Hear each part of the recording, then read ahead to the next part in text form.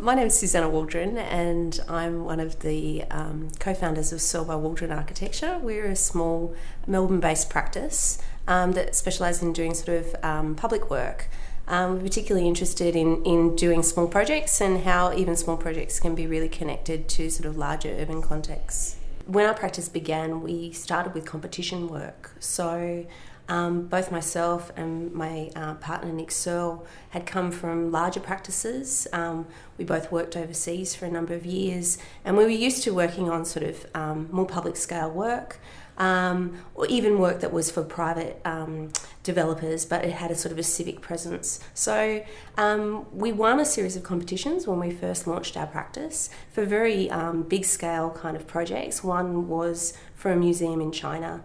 We were shortlisted for the second round, and another one which we won was for UN Habitat for a master plan. In our practice, we approached sustainability not so much as a separate question, but very much as a part of an inherent part of each project. So we like to think about how buildings can be both passive in terms of natural ventilation or light, but also about the materials that we choose.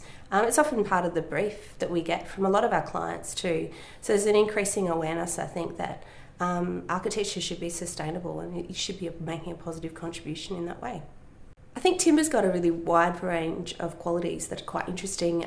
So one of the projects we've been working on recently, which is both an alteration and also an addition to an existing heritage building, there's some amazing decorative timber in the original building, and so we were actually quite interested in the new addition in terms of merging both the structural properties that the timber has, so it's a timber frame building, but it's also got timber cladding, and in many ways it's got sort of, decorative elements through both its form, but also through the sort of gaps that we've created in the timber. So I think that an interesting thing for us is that it's both an affordable structural kind of solution, but it's also a material that allows you to be quite experimental, if you like, with what you can do with it.